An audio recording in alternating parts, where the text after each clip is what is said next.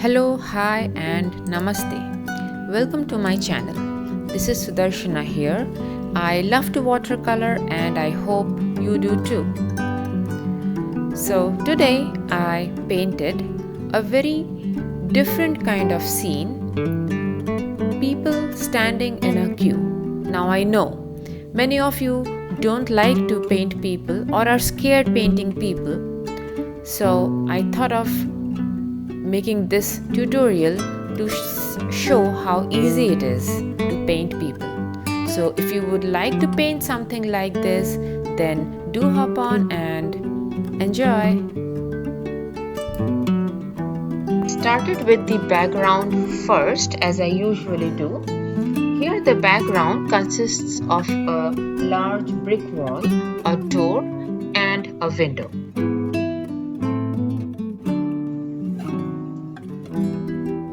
Now for the wall I have used raw sienna and I diluted it with lots of water. I am going over this diluted mixture for the entire portion of the wall. For the bricks that are surrounding the door, I am going in for a second layer since that portion is in shadow. So it needs to be a bit darker.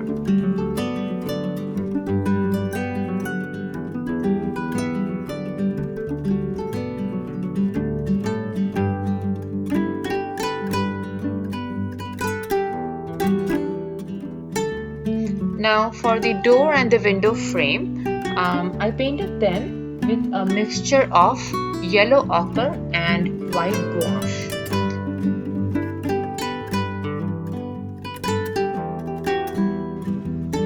Now for painting this background, I am using a 3/4 inch flat brush and I think it's the most suitable option. You could do it with a round brush as well, but going over straight lines is easier with a flat brush.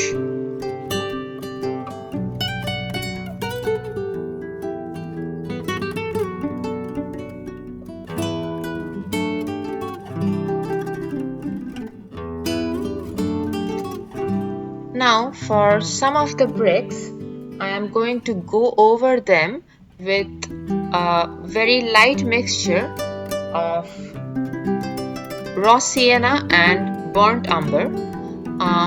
This will bring in some variety, otherwise the entire wall was looking very plain.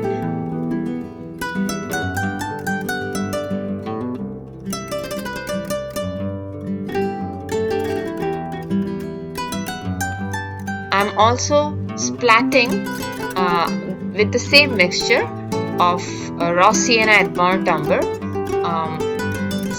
making some splats here and there to bring in some texture, so the wall looks a little more interesting.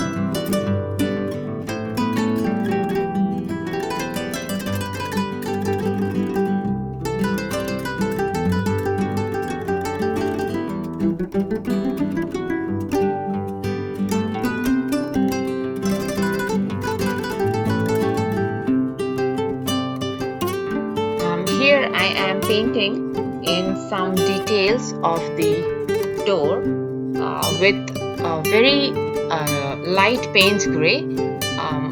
None of the values in the background should be dark.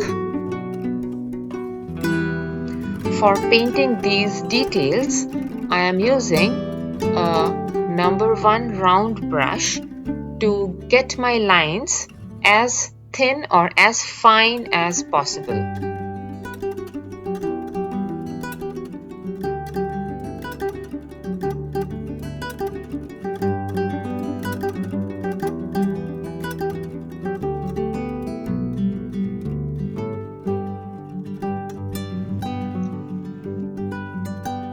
I am now going over the boundaries of the individual bricks, but note that I am not painting each and every boundary of the bricks, but skipping portions here and there so that it does not look overworked.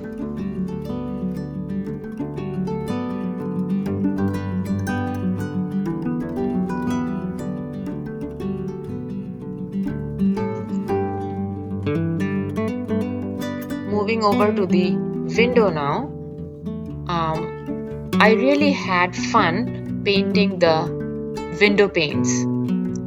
I used ultramarine blue for some of the paints and used Payne's grey for rest of them, and I also dropped in yellow ochre wet in wet to bring in some variety, and I used a number 6 round brush for painting the paints.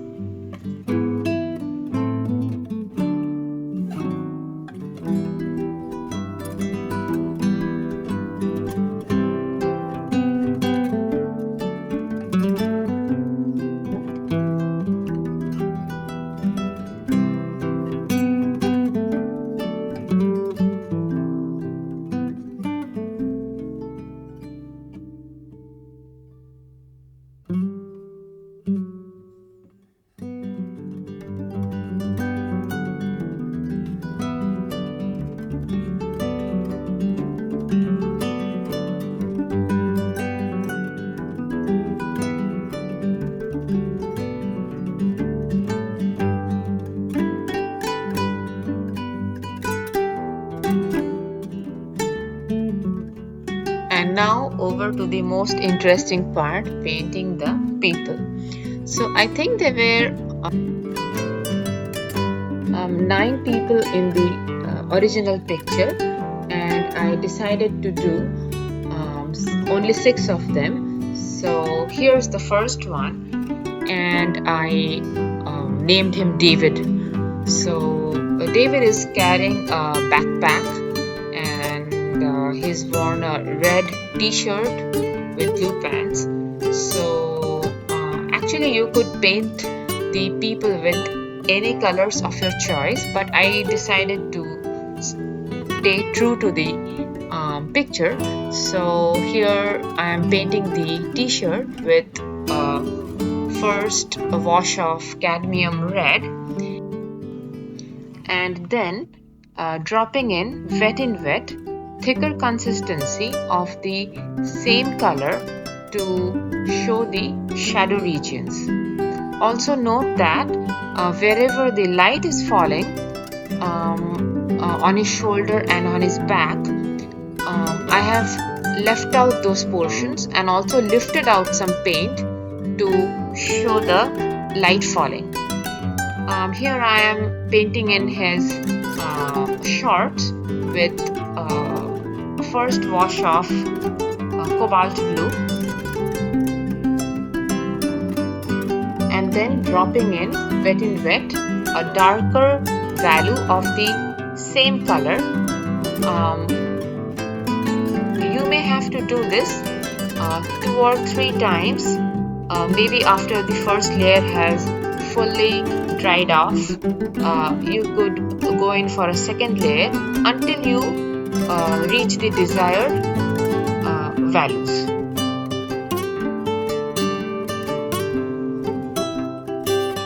I find painting people is not that difficult.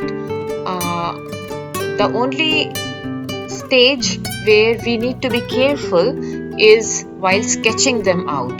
The proportions matter a lot when we are painting people. So especially the head to body and the arms and the legs, these proportions should be right, and also we should be able to properly portray the posture they are standing in, like if he's holding something, or if his right leg is in front or to the side, the posture should be correctly drawn. And then if your sketch is proper, then painting the person is going to be much easier.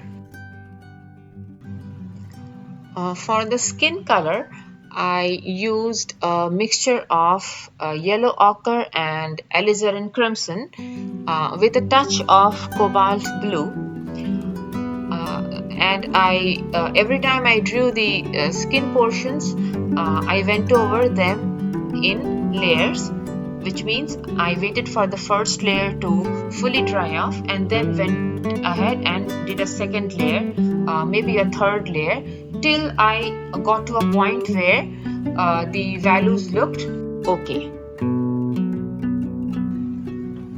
For David's hair, I did the first layer with burnt umber, leaving the portions where the light is falling white, and then went over for a second layer with a mixture of burnt umber and Payne's grey.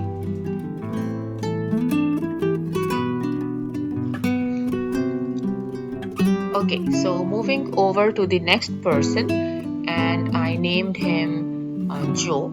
So I feel that Joe had been in the gym for the past 1 hour and he's just out now, and he has come and he's standing in the line checking his mobile for updates.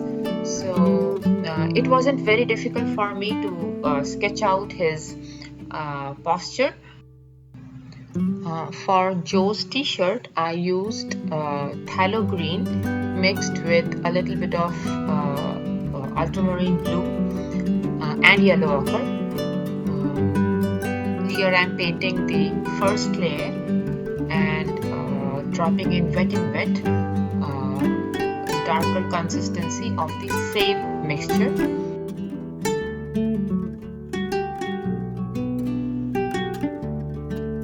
Now I am painting his duffel bag with Payne's grey, and for the skin color, as I did with David, I have used the same mixture, just increased the amount of cobalt blue to give it a brownish tinge.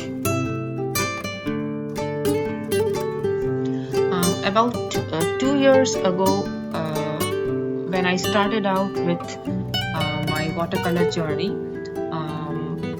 it was the first time I was doing watercolors, and slowly I started liking the medium so much that I used to paint quite often, almost every day. And but during that stage, during the first 1 year, I was really scared of painting people or figures, or however tiny they would be on the paper. I would be very scared to paint them, thinking that I would not get the posture right, or they would not look like humans but look like some creatures. But slowly I kept practicing, and I figured that for human figures or even animals, sketching it out properly was very important. So here I am kind of repeating myself that if you don't sketch out the figure properly, it's never going to look right. So pay more attention to getting the proportions and getting the sketch right, and then painting is going to be much easier. And now we have come to the third person in the line, and I named her Rosie.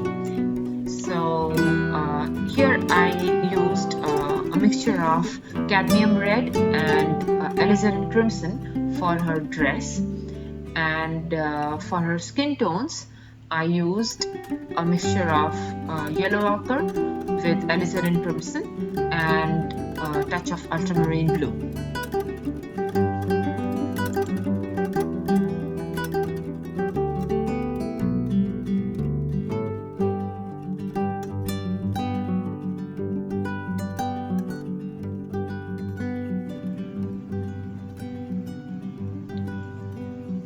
So I am going over in layers letting the first layer fully dry off, and then going over with the second layer. I would do this a couple of times till I get the desired values.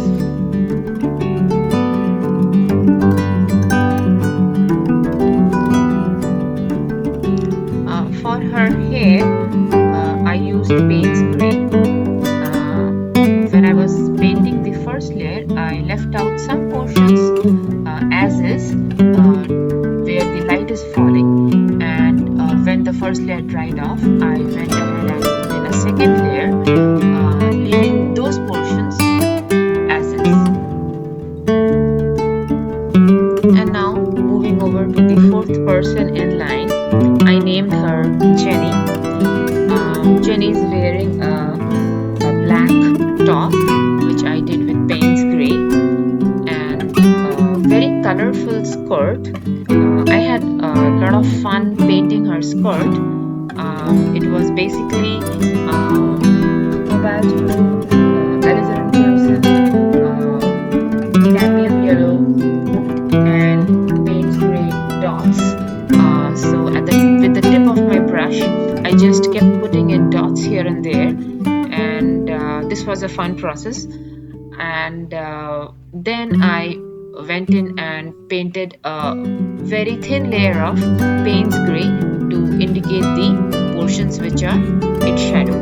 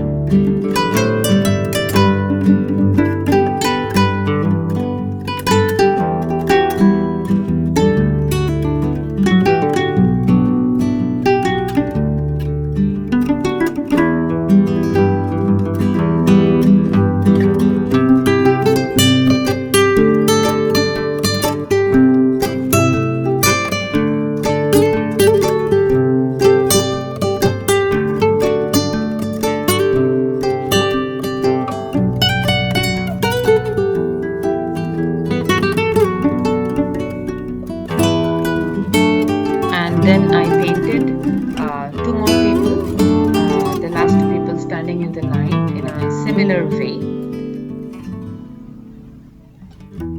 Lastly, painting the bricks on the pavement. For this I used many colors like burnt sienna, burnt umber, cobalt blue, and Payne's green.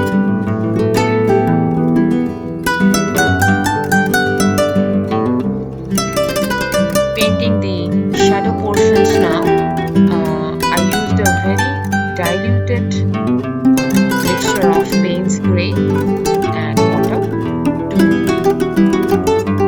paint the shadows portions in the background.